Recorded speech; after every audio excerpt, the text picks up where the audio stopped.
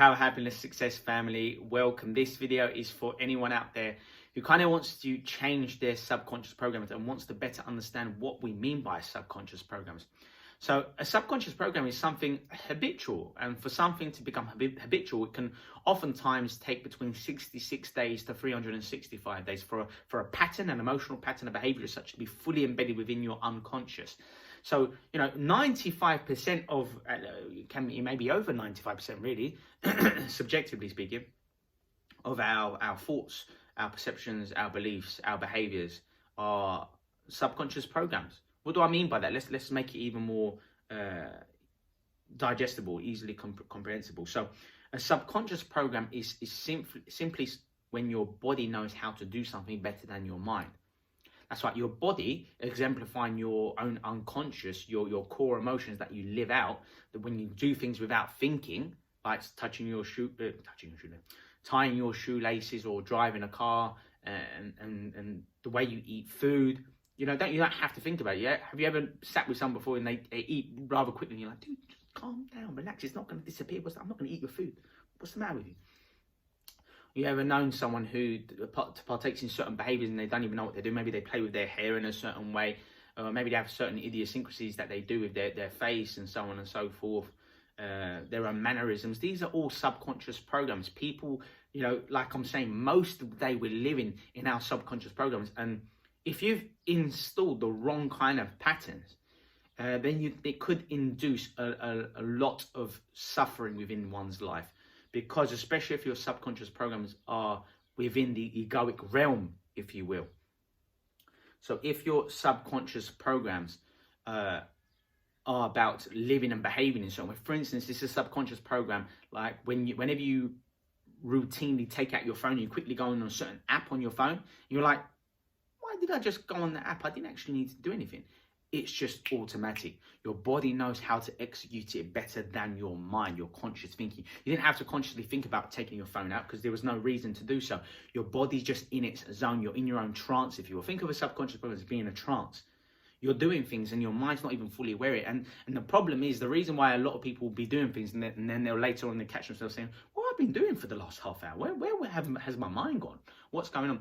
It's because it's not just your body that went into that zone. Your mind often follows it. Not always, because sometimes your conscious thinking, you'll catch yourself being, why am I behaving this way? Why am I doing that this way? Like even things like brushing your teeth is a subconscious program. You're not literally thinking about how to brush your teeth. You're just doing it however you want to do it.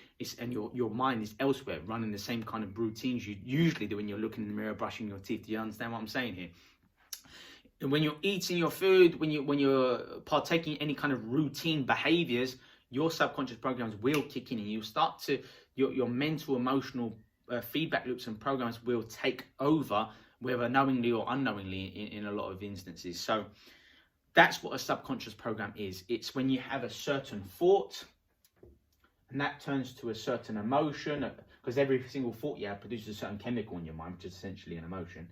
And they oftentimes tend to be very much linked. And the emotion that you produce oftentimes leads to a certain action.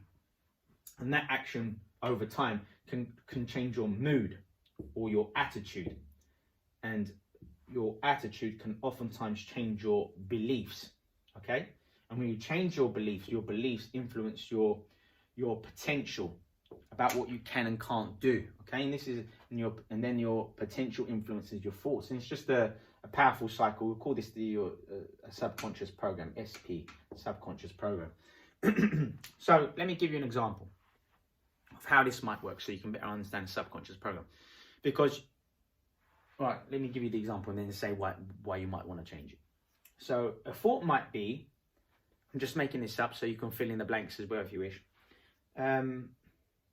If you think a positive thought, for example, if you're dealing with some kind of familial issue or some kind of conflict with a friend or some kind of struggle within your business or your career, you might have a thought that goes, you know what, I can do something about this to improve this relationship or this problem. I can do this or that, fill in the gap. that will produce a positive chemical in your mind. Maybe joy, maybe excitement, maybe passion. Where you think, you know what, let's go do it. I mean, let me phone Jane and see how she's doing. Let's get over this problem, because I know there's been some tension building. We haven't connected for a long time. And so that empowering thought led to an empowering emotion. It works and vice versa, right? And then because of that emotional spring, because emotions are the intermediary between our thoughts and our actions, that emotion will then transition into the form of an action. Making that phone call, for example, that is an action, that is a verb, right? Making the phone call, right? And then this kind of trio will influence your mood or attitude for an hour, a few hours, the whole day, maybe in several days. And it creates an attitude. Now you have a more uplifting, more positive attitude when you're going around doing other things, not just this pattern.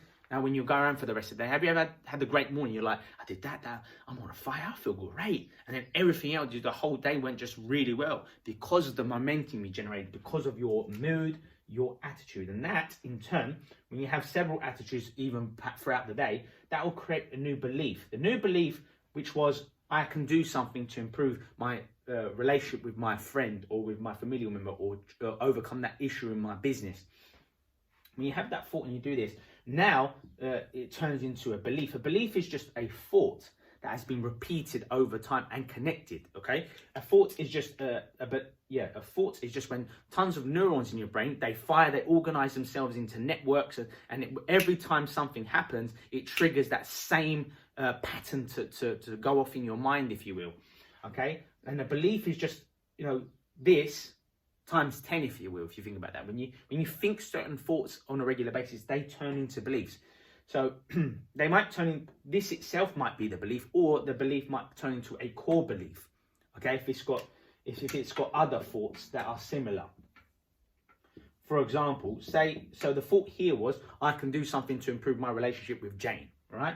The thought here at a later time during the day might be, I can do something to improve my business. The thought here might be, I can be more active and get into even better shape. Okay, these are in different areas, right? But what kind of core belief can be constructed as a consequence of these thoughts might be, I can overcome my challenges. Does that make sense? That's like an overriding core belief. This is how beliefs are formed. Your beliefs can only arise due to your experience, due to your past experiences. Your beliefs are formulated because your brain is essentially a record of the past, a historical artifact, if you will. So when you come up with beliefs, you can only come up with beliefs based on what's happened in the past, unless you challenge yourself and channel yourself to live in the future. But we're not going to go into that kind of detail. That's those for forthcoming videos. So yeah, this is the cycle that we're after, and this is how we create patterns in our minds, and also how we kind of live out and do certain things. So if you're not very happy with the kind of patterns that you live in your mind, for example, if you experience on a regular basis emotions such as sadness, depression, anger, frustration, impatience, bitterness, jealousy, or these kind of like negative beliefs, all negative beliefs are linked to fear, which is ultimately linked to the fear of the unknown, your egoic mind, all those sort of things. So this whole pattern here is a subconscious program, like I said, but you can change it by being more present. For example, and being objective in your thinking. For example, if you were running a negative thought and then you're about to begin this onslaught, this cascade of pain, if you will. If you had a negative thought that went, I'm useless, I can't improve in my business, or this relationship is doomed, we're just going downhill from now on. Say if that was your thought, that will produce a negative chemical, and that will produce an emotion, and that will lead to worsening and exacerbating the problem itself by inactivity, or by acting out of fear. And when you act out of fear, you cannot access your best, you can't process information, you'll be more defensive in your approach, you'll say the wrong sort of kind of things, you'll make more mistakes and these sort of things, you'll slip up more, you'll self-sabotage even more, and all those sort of things. So the key thing here is to intercept at any of these stages, preferably as early as possible. So if you thought to yourself, you know what, I just can't, I'm useless, I don't know what I'm doing, I'm not good enough to improve this or that or the other, then you have to catch yourself thinking, and you kind of step back and go, where did that thought originate from? And when you question something, it loses its validity. So always question your negative thinking, but obviously conversely, never question a positive pattern, because we want to reinforce that. We want to keep that going if we're happy with that, right? So objective thinking, be the watcher, watch yourself thinking, watch yourself when you're in this pattern, kind of laugh at it. Don't take it seriously, because when things happen to us, we tend to take things seriously because we're emotionally connected to ourselves. And when we aren't happy with how we're behaving in someone, so we feel as though we're losing part of ourselves, part of our identity, and people can't let go of that because people want to cling on to who they are, that emotional connection. But when you live in a kind of, when you live detached, say if that was yourself, when you're detached from yourself and your consciousness goes above and beyond just your own personality or identity, you aren't connected to things and people and things as much, because you understand the larger picture at hand here. And instead, we want to become more present. And being present is all about just being focused on where you are now, being appreciative for being alive, focusing on the basic things, your senses, being appreciative for the cloth that you have, the lovely things you can see, the voices that you can hear of the peaceful water or the birds chirping and these sorts of things, or wherever the conversation that you're in.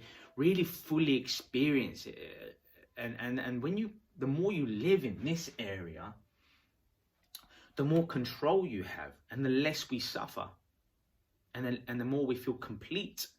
And most suffering arises from people behaving in ways where they feel incomplete, they don't feel good enough, and they feel lack, and they need more. They want more approval, they want more success, they want more wealth. They're so fearful. And I mean, this cycle is a never-ending cycle. People repeat these kind of cycles until the day they die. And they never actually fully arrive. They never actually experience a presence. They were never able to really change their programs and change the quality of their lives and their existence. They never really became a great role model for people, because even if you generated a lot of successes, like financially and these sort of things, that doesn't equate to being a great role model. A great role model, obviously, I'll let you fill in the gaps there. And this is what I want you to understand about subconscious programs, how it works, how we can detach from it, question ourselves, gather ourselves. So if you don't like the pattern you're running in your mind, just bring your focus back to your breathing. We need to breathe. We need to bring our focus back. We just focus on every inhale, exhale, gather yourself that kind of meditative, mindful state. It's a great way of gaining back control. And speaking of control, if you appreciate these kind of things, you want to know more, I want to head to my website at www.alexgem.com. Just click where it says join PHS course today. Enter your credit card details. You'll gain instant access to my revolutionary course, making you even more empowered, even more peaceful, developing your self-esteem, becoming happier, changing your subconscious programs,